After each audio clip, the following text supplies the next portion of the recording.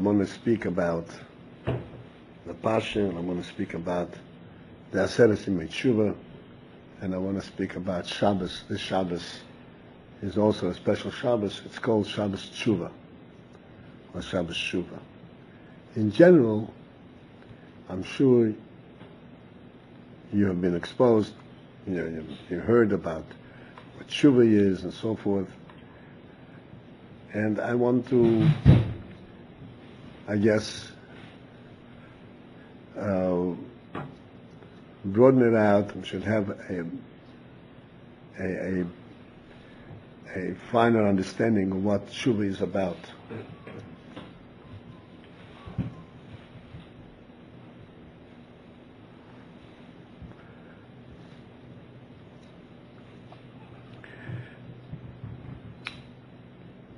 The word tshuva means to return.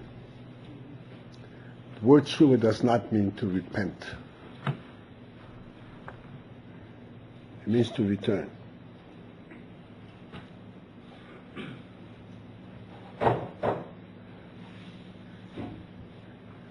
Return implies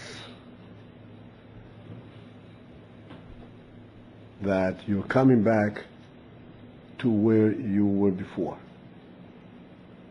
You're returning.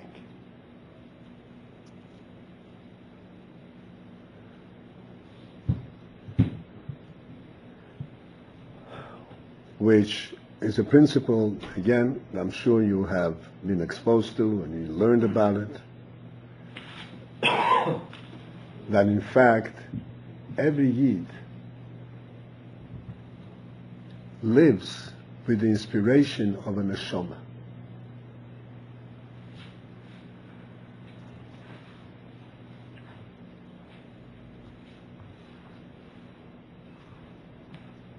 This neshama, this is the life force that inspires everything we do and everything that we think or speak, and everything that we understand, and everything that we feel, and everything that we desire, everything that we like, and everything that we don't like.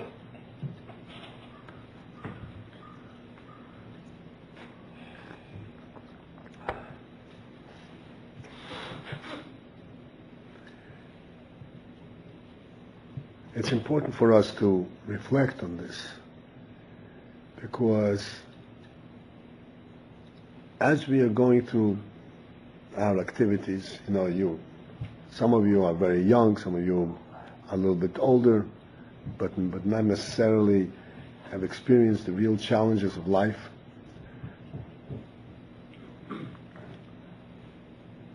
It may appear that we are doing things reactively. Everyone knows what the word reactively means? Yeah. Like opposite of action. Opposite of action. Reaction. Yeah, reaction. Reaction means something happened. As a result of that, I'm doing this. This means reaction.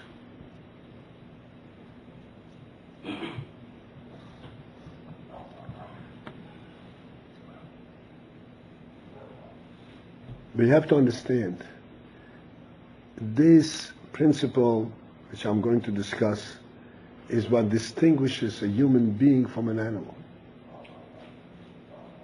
An animal does not have any proactive quality. Proactive means acting on its own, without provocation.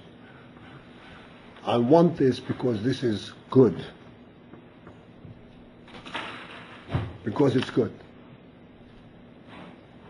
There's nothing in the animal world like that. Everything is reaction. It responds to hunger, it responds to fear and provocation. It doesn't know to distinguish between a valid provocation and invalid provocation. If you make a fast move, even if you had no intention of anything, the animal will react. Because it does not understand what's going on. It does not have any of its own criteria, its own way of judging and understanding and putting things in perspective. If you saddle a horse and you say move, the horse had no choice but to move. This is how people ride horses, and the horse is responding to the person who's driving it, the same way as a car responds to a driver. They don't feel any kind of a resistance, any kind of difference, separation.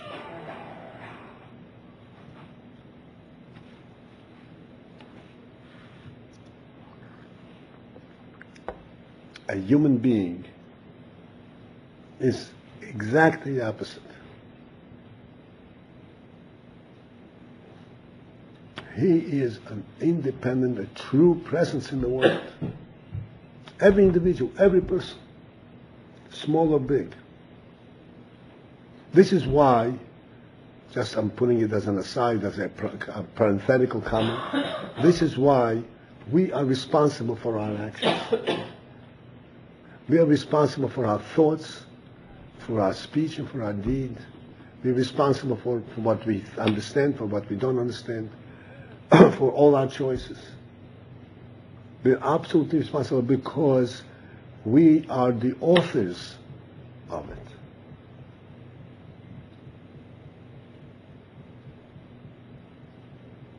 A human being has a completely different type of life source than an animal has.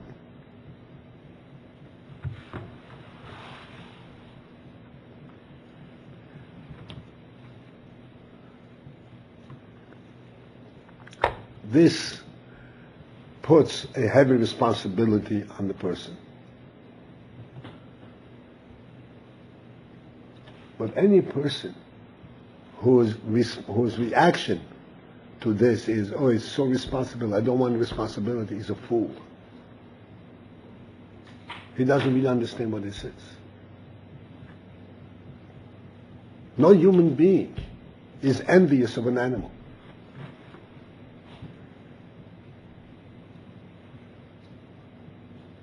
Of course, what's the life of an animal? A human being is a complete presence. He has full control and full judgment of what to do and what not to do.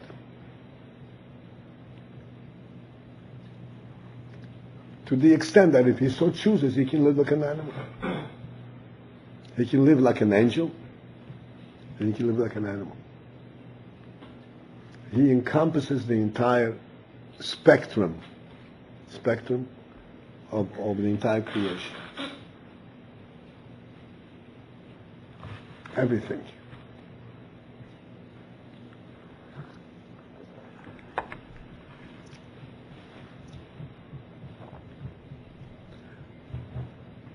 want to repeat and to put us into the thought process and the recognition what it means to be a human being. And a yid on top of it.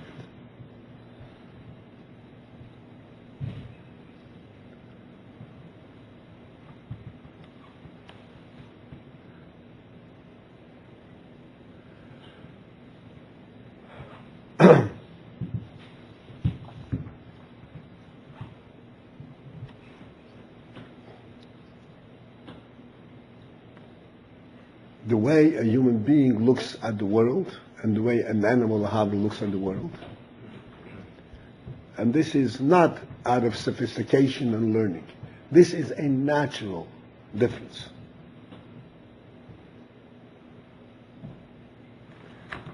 An animal sees the world as a physical presence. That's all. A human being naturally sees what's behind it. What is it about? What is it for? If a human being refuses to pay attention to that view, to that question, then he is abandoning his human intellect.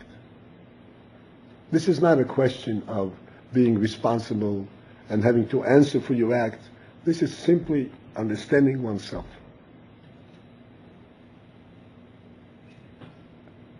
And the more we develop, the more we relate to this true quality that we have, to this insight, the more that we grow, and in simple terms, the happier we are.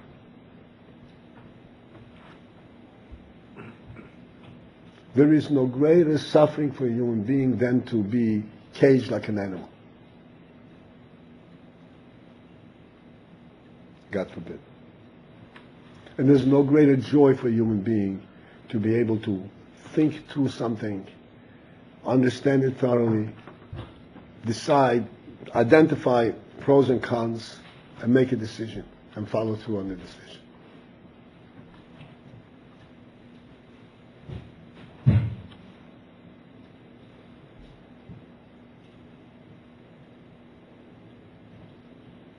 Each one of us experienced this.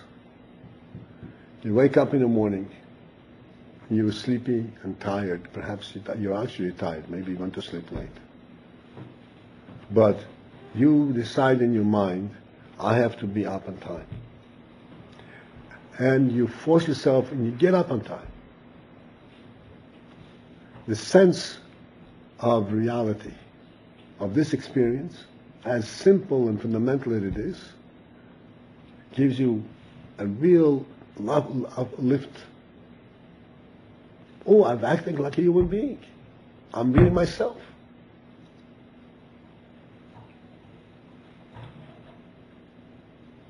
I really realize what reality is.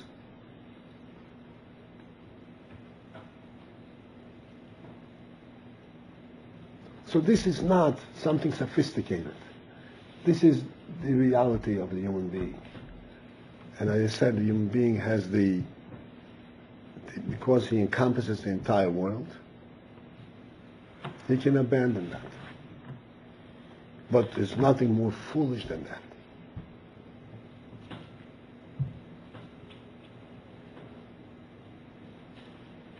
The Gemara says, Ezehu shoita. Who is a shoita? You know what a shoita means? A fool.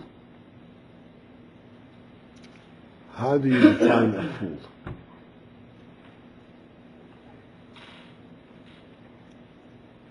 And the Gemara answers, a fool is one who is given a precious gift and he destroys it. Sounds very fundamental.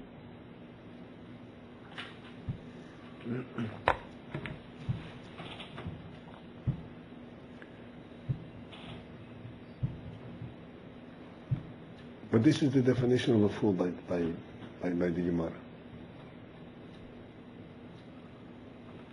Why is this such a profound definition, a Torah definition of a fool?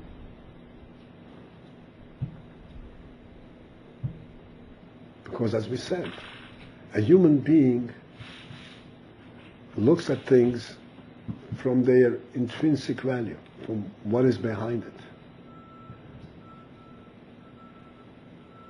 A fool looks at the thing, what he has. So he was given this precious gift. I didn't work for it. It came to me without effort. So big deal. It came and got lost exactly with the same effort. That's a fool.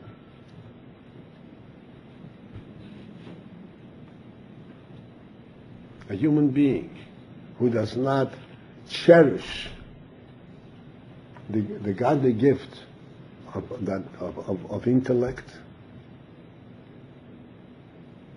of his human qualities,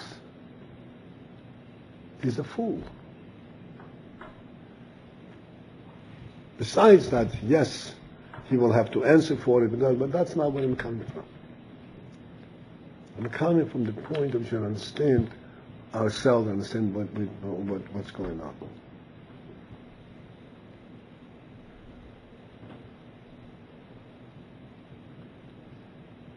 As a matter of fact, a shaita, somebody who is really formally defined as a shaita, is not even responsible. He doesn't have to answer for anything.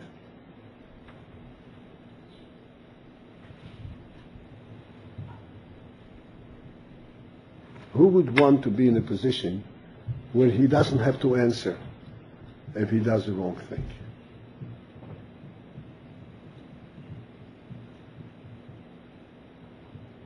It means that what he does is insignificant. You're smiling. Right? The Behemoth says, I would like to be one like that.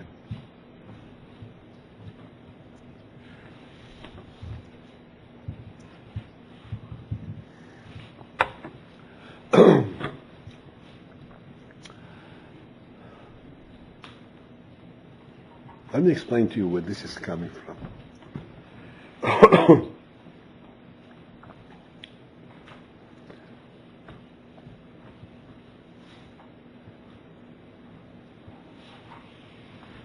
You know that in Lashon Kodesh, the word a son, S-O-N, is Bain. The word Bain means a building. To build means to live not. Boneh.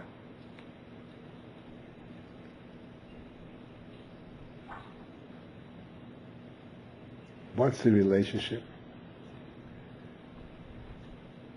The relationship is that every human being is a building block of the world. We are not visitors here. Each one of us here can and will, Mitzvah Hashem, make a big difference in the world.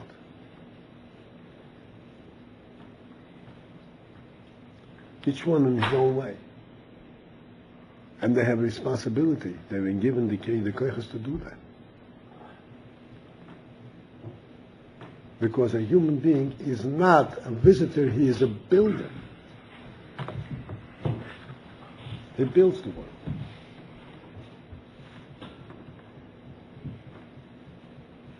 A shaita is one who comes and looks at things as a finished product.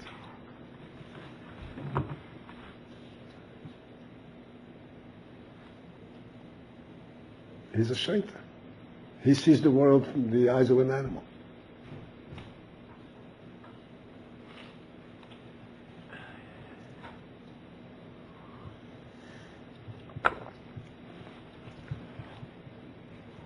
What does a human being see?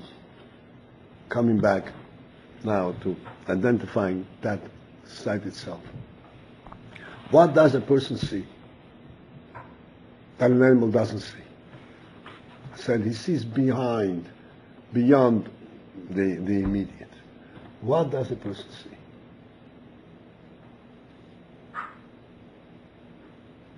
A person sees, under whatever circumstances is, whatever he's observing, he sees not what is happening, but why it is happening. And he's always looking for what's initiating it. How did it happen? And this is where we come to recognizing God in the world. None of us saw God.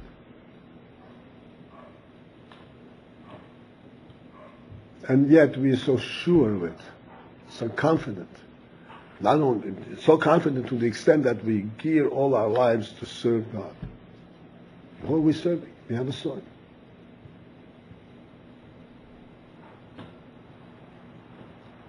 The answer is that we all saw him. We saw him through his representation, through his creation.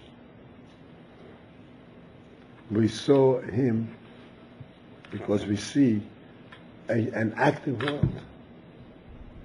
We see a living world. And who puts in this life in this world? This is the life that God puts into the world.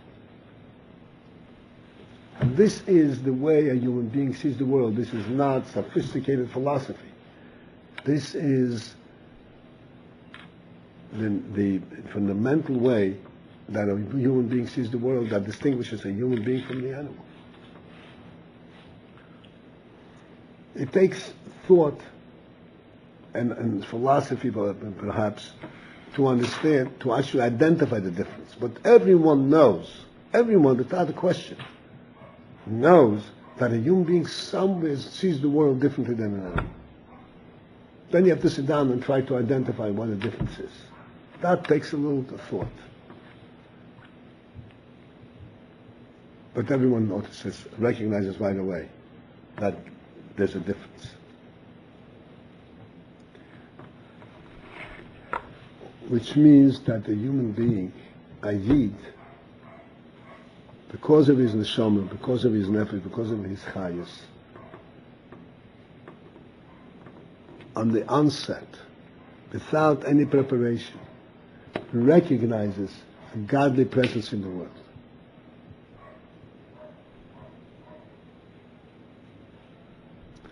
And when he makes a mistake in his actions, when he acts in a way that is inappropriate, at that moment, he lost sight of that reality. He saw the situation just the way it is in the world, not seeing its true representation. Just as you look at this watch, every human being when looks at the watch knows it belongs to someone. If somebody goes and steals it, what does that mean? That he sees the watch, he doesn't see the reality of it.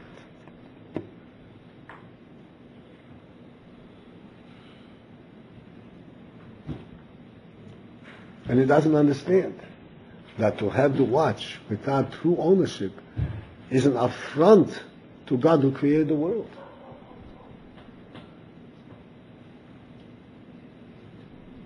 So therefore, at this moment, he became a fool. He saw the world the way an animal sees the world. He didn't look beyond the immediate vision. He looked at it just the way an animal sees it. He sees this watch, good, I'll take it.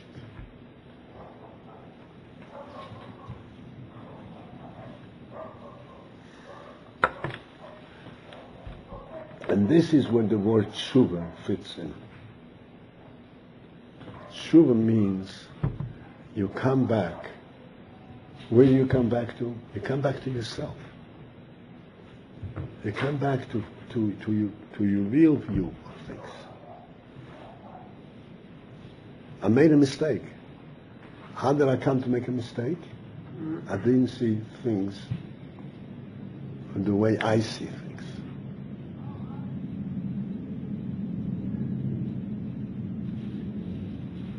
And when I come on Rosh Hashanah and in Kippur, Shabbos Shuvah, when I come in front of Hashem, I want to come back healthy. I want to come back complete. Not as a fool, but as a human being.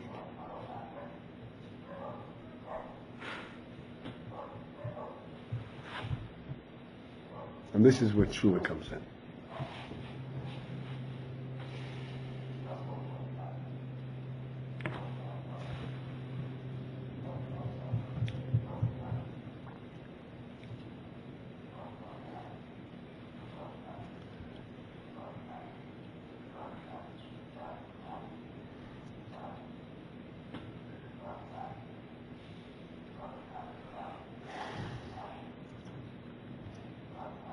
the Pasha of the week, and also the Pasha that we're going to read in Shabbos Shuvah, this coming Shabbos, is Pasha's Haazinu. You all learned, I'm sure, the Pasha's Haazinu up to today. And what does it say in Pasha's Haazinu? Moshe Rabbeinu says that the heavens should listen and the earth should hear. How he is talking to the Eden, how he is warning them. And Rashi says that this is in fact a statement that Moshe Rabbeinu is appointing the Shomayim and the Oretz to be witnesses, to bear witness that he made a covenant with the Eden.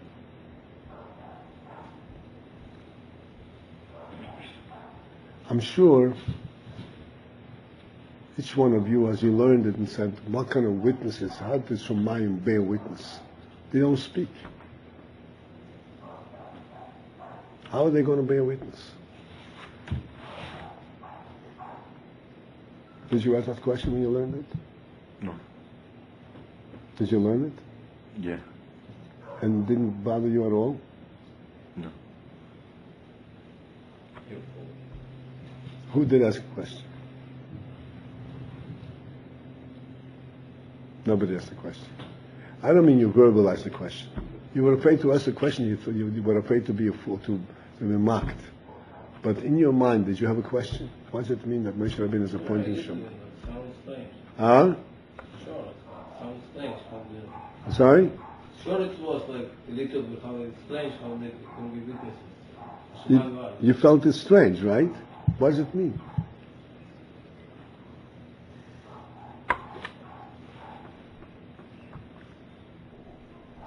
So, there are many, many things said about this. I'm sure you realize that a lot is said about this. Both in various forms. About this point? About the question was, Haazinu, the Rebbe Siches and so forth. I want to give us a little thought based on what we discussed just before.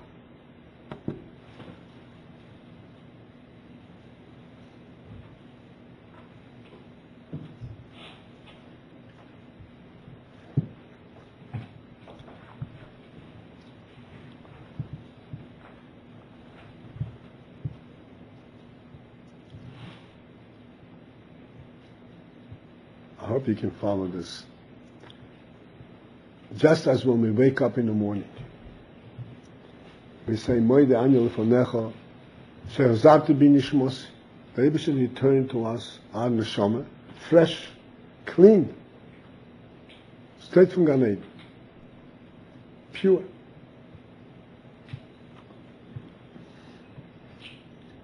And then we get up and we start saying all the brachas. David should brought up light, and we look at the whole world. We look at the sky, at the Shomayim. We look at the Oretz. Everything is just the way the Rebbe created it. Shomayim and Oretz have not become contaminated over these thousands of years. Shomayim are just as pure today as they were 5,500 years ago.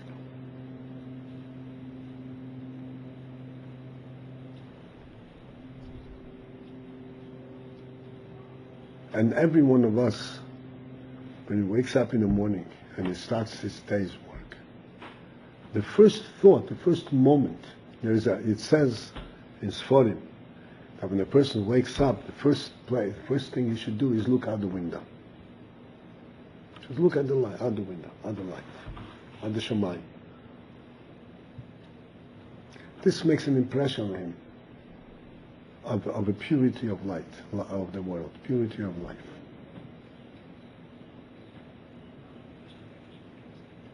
And then he goes on with his day. And in the day, he will make mistakes. He will have forgotten this purity that was impressed upon him when he first got up, when he first was born.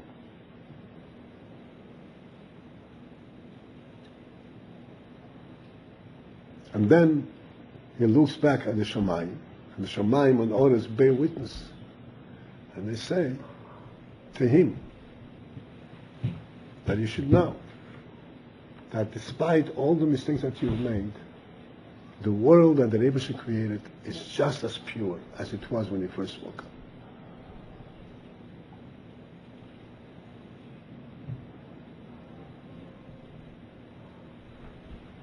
And now you have to restore it back to its purity. You have to restore your own view, your own life, back to this purity.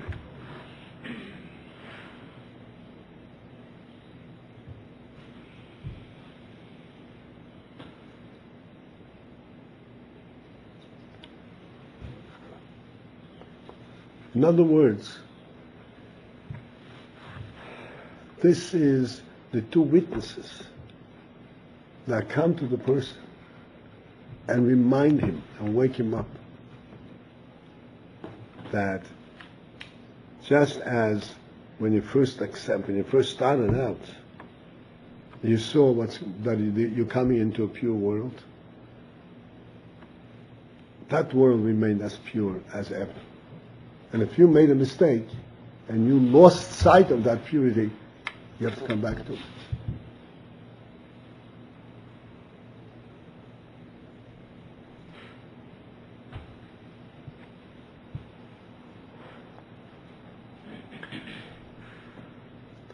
This is what Chassidus always explains, that we always have to know that no matter what happened to a person, his neshama is not affected. The neshama remains the same purity. He has to correct and do tshuva and come back to himself, reconnect to his own purity and to the purity of the world that God created and to the Creator himself.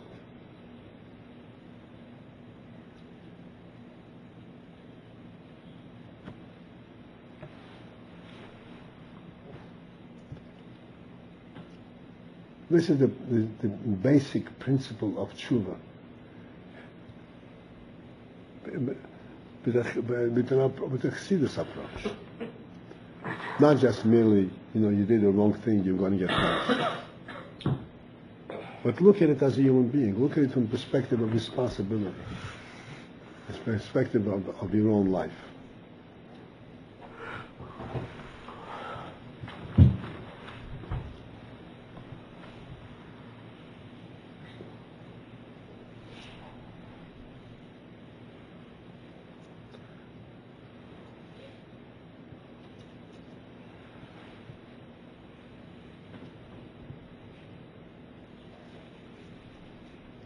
Thus, when it comes to, we have these days, and everybody says we have to do tshuva. What is the first thought that comes to a person? If he's serious, he say, I have to do tshuva. He begins to think of all the mistakes and all the bad things that he did. And he falls down on himself, and falls down in his spirit.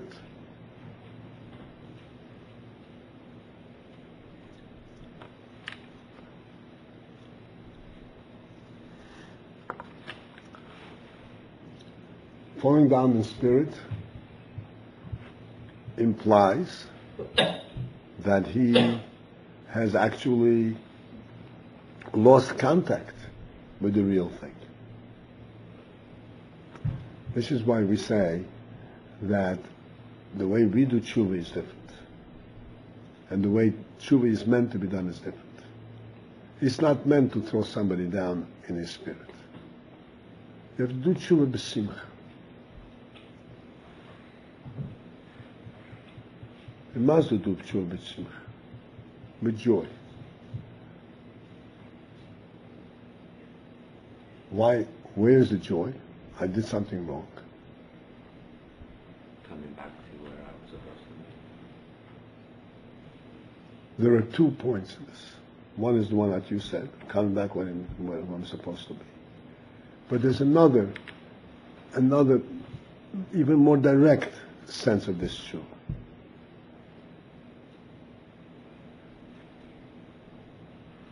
If we are thinking about coming back, that means that we are sighting. You know what sighting means? We are looking, we're seeing where we're supposed to be.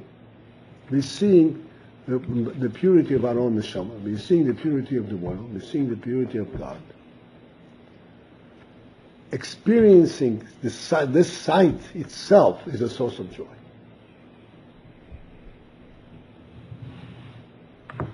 Then you have the joy, of course, of you joining in and coming back and resolving that you're never going to fall off again.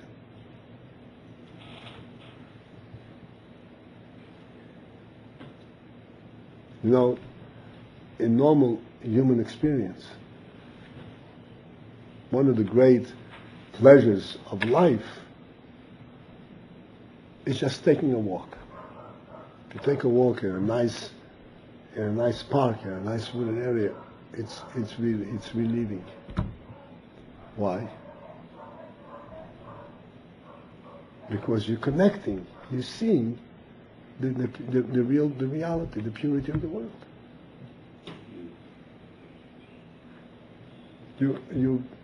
You are picked out, taken out of all the confusion and negativity that there is in your experience. And you start to look and you see the real reality. And this is very, very encouraging, inspiring. This is the meaning that when we do tshuva b'simcha.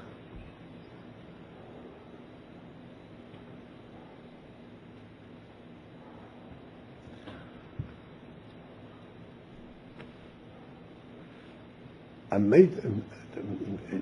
re-emphasize the point that we should understand that all the things that we are talking now are not sophisticated scholarly things. These are not things that are known to scholars. These are things that are experienced by every simple person. Except that what's required of him not to be a fool is not that he doesn't see it.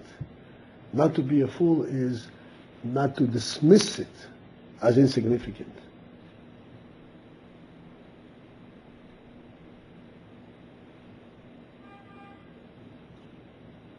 And reflect on it. And reflect and see, yes, indeed, I am a human being. I have this phenomenal ability, this phenomenal soul, this phenomenal intellect. And with this I can rise unlimited. I can actually rise and recognize the purity of Godness itself.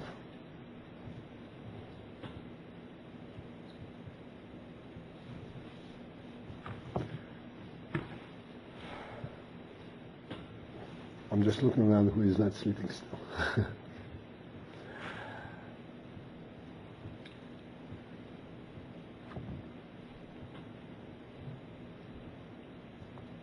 In this, in tshuva as such, there are many different levels, but in very general categories, there are 2 categories.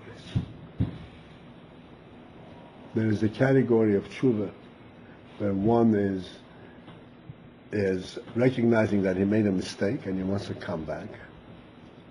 Then there is another category of tshuva that is above that, where there is nothing negative. He's not involved in the negative, in correcting the negative.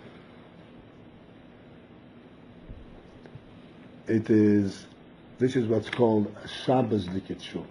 Because Shabbos, there is no work. So therefore there's no negativity on Shabbos. So how can there be tshuva on Shabbos? And the answer is that the tshuva of Shabbos is of a different category.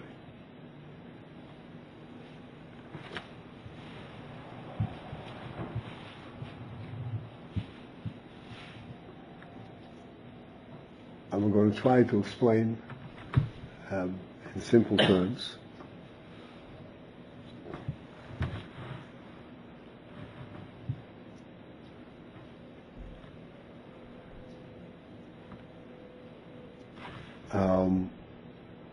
I'll use an analogy.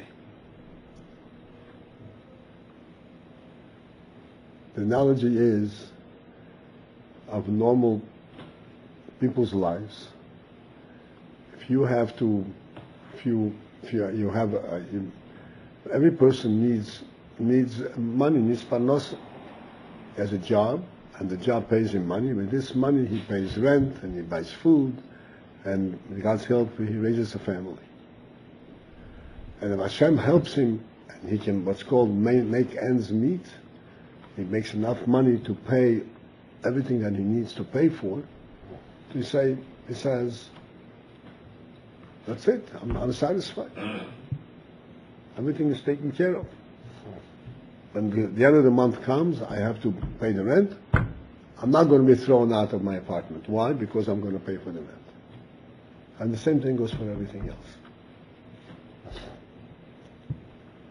So this is a wonderful state to be, where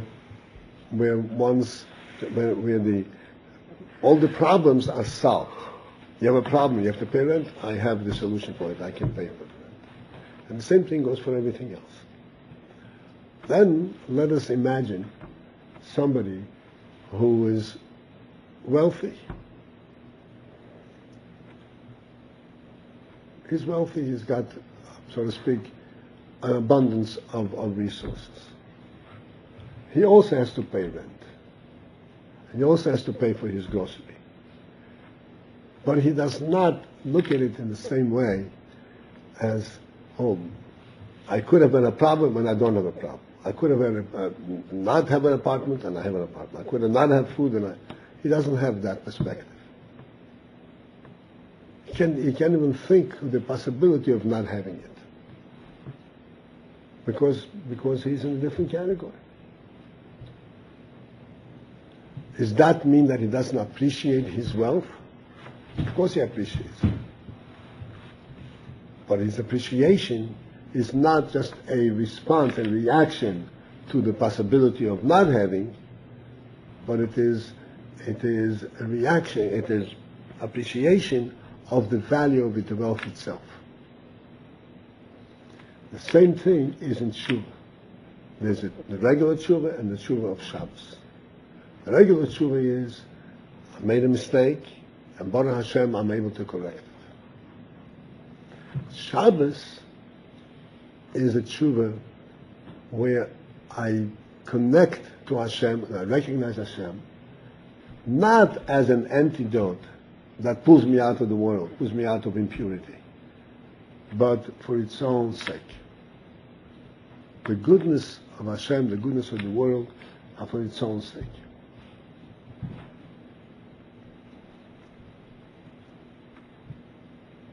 Both of these qualities are present in every person.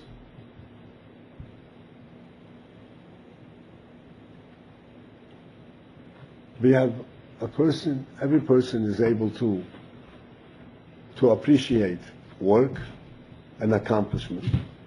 And every person is also able to appreciate relaxation. Why do you appreciate relaxation? You didn't do anything. There's a special pleasure in the relaxation. And what is that pleasure? This is the sense of the reality itself, not as an answer to a problem, but the goodness of living itself. So again, what I'm trying to impress, and we should all reflect, that these things are meant for us. They're not things outside of our grasp. This is the time for all of us every person need to wake up. And I don't mean to wake up in class. I mean to wake up in his own life. To wake up to the reality of who he is. And to find in himself this reality, to find in himself both that he knows that there is good, and he wants the good to overwhelm the bad, and then also he really wants only good. He doesn't want to know of bad at all. This is the Shabbos.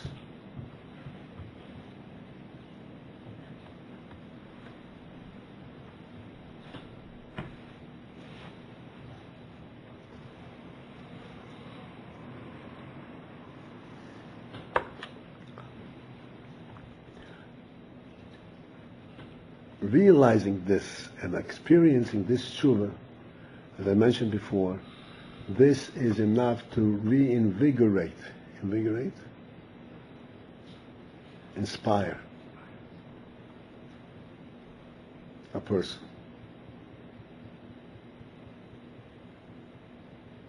It says in Haazinu brings down that when a person is in a special state of joy, the example that's given is when a person marries off his only son, he's in a very elated state of joy. At that time,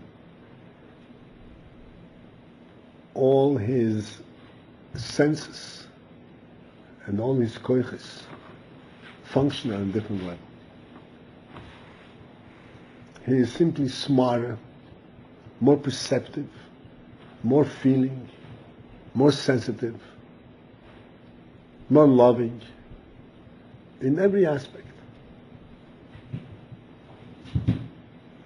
And the reason for that is joy brings out the best, the neshama qualities in a person. You waking up? Yeah.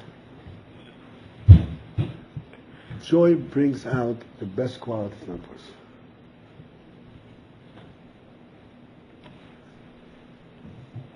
I want to impress upon you, you're going into Yom Tov, and each one of you has your own thoughts, and I'm sure that there is, in the back of the mind, also the thought, one day is going to drive the next day is going to drive, then nothing's going to happen.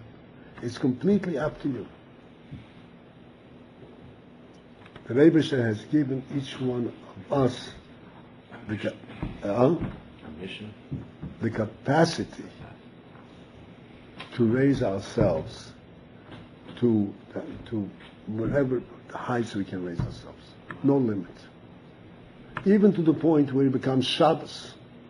You become a Shabbos Zikiri. I don't even know that thing as evil exists. Because I see everything from a pure godly perspective. Tshuva at the highest level. All this is within reach of every deed.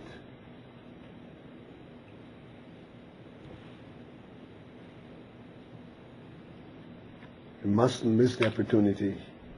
We mustn't be fools, God forbid.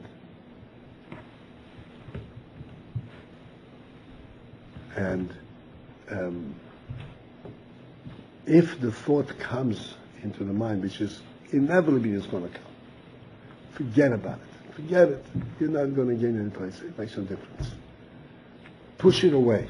This is the Amalek that's going to come to try and destroy everything. Push that thought away.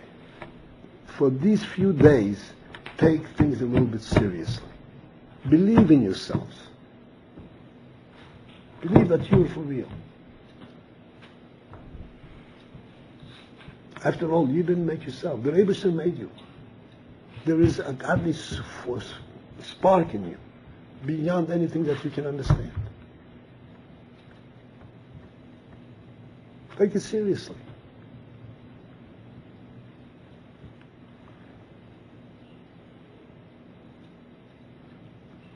Resolve that after each day, and then comes Shabbos Shuvah, and then comes Yom Kippur, and then comes the 4 days between Sukkot and Yom Kippur and Sukkot and the Simcha, all that is going to make an indelible unerasable mark on you. It's going to change you. It's going to put you on your feet. You're going to become productive where you weren't to be. You're going to be understanding where you weren't understanding before. You're going to be feeling where you couldn't feel before.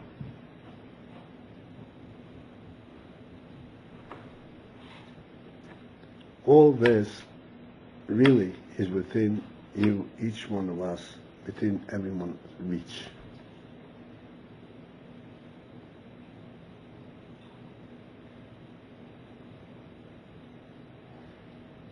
The Rebbe was once standing for hours giving out dollars, and I'm sure you know that procedure.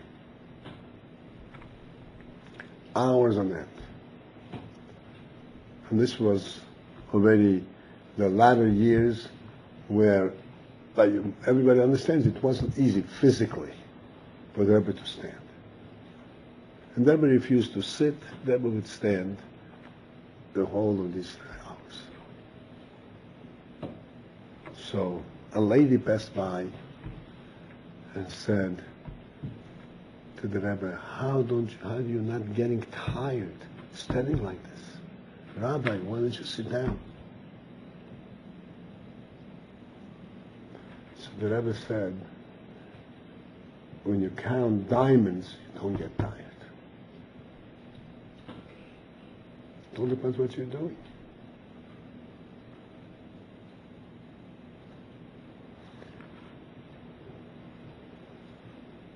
It applies to each one of us as well.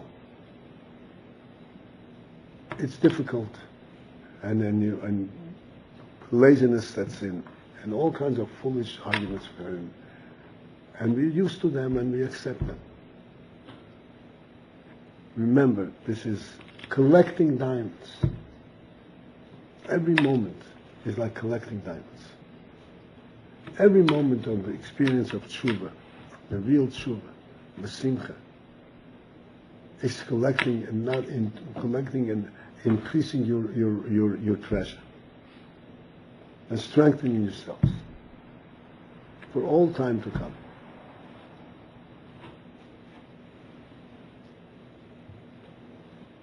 For once, take it seriously.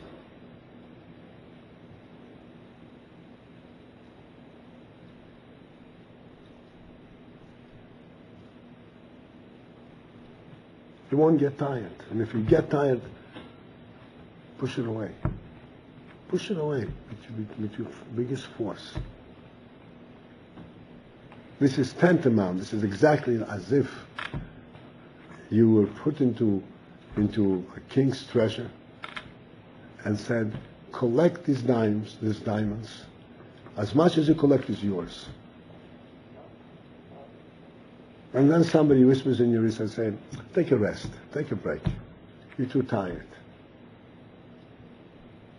You turn around and say, you fool. What are you talking about? This is the time to rest. And do I get tired? Every dime that you pick up every diamond is a diamond, a shining diamond. It's a beautiful thing. Every moment, every thought of tshuva, every thought of simcha, every thought of joining and reconnecting yourselves and to the neshama and to purity of the Hashem and the world is a permanent light that will shine inside.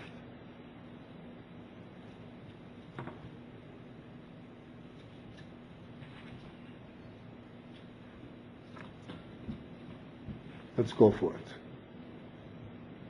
You don't have to make a big tumult, make a bang on the table. From now on, I'm this, I'm that. None of that. This is something which you resolve between you and the Meibush, and you neshama.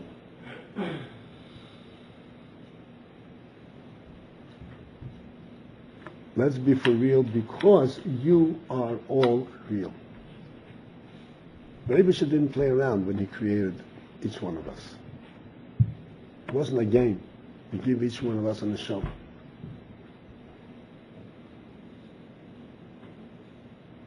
Let's be real.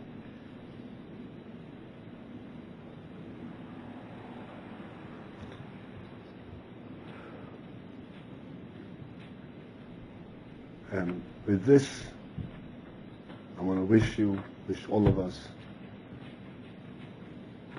full success in this effort.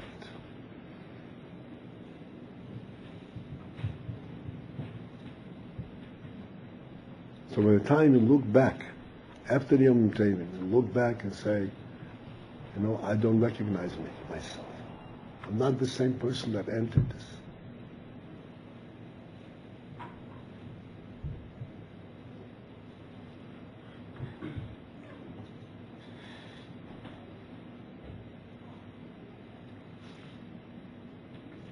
Yesterday I didn't understand, today I understand. There's a story, the Alter Rebbe. The Alter Rebbe traveled amongst the Misnagdim to try to convince them about Chassidus and to quieten the Milchama, the war.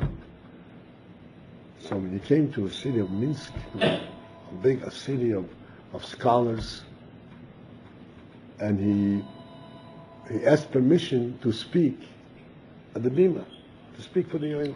They were all, learned men, high, accomplished scholars. And they said, we let speakers only if we know that they are scholars.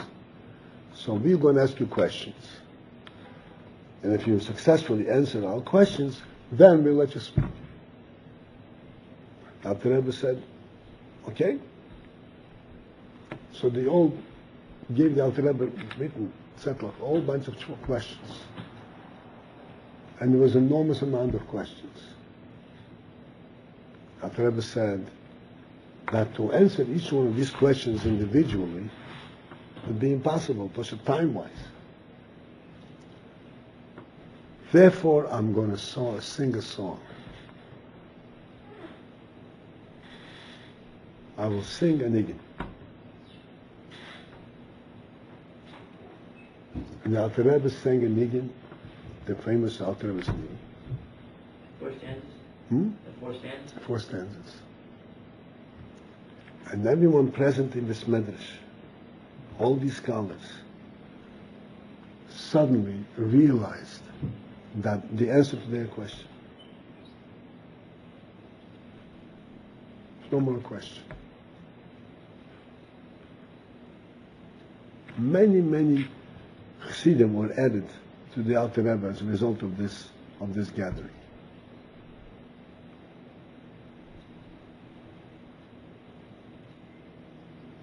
Because this niggin lifted everyone to a new purity, a new spiritual perspective. And that which was dark yesterday became, a moment ago, became light.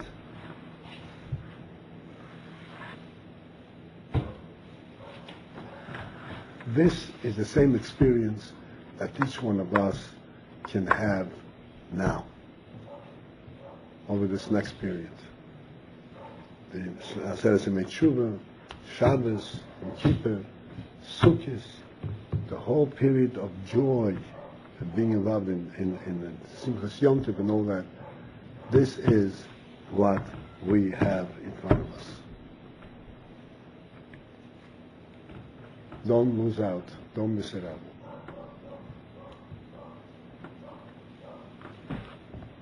Tzlachim for a good year. In every respect, B'gashmi Shabbaruchnis, each one of us should be helped in all the things that they need to be helped and blessed. Yeah.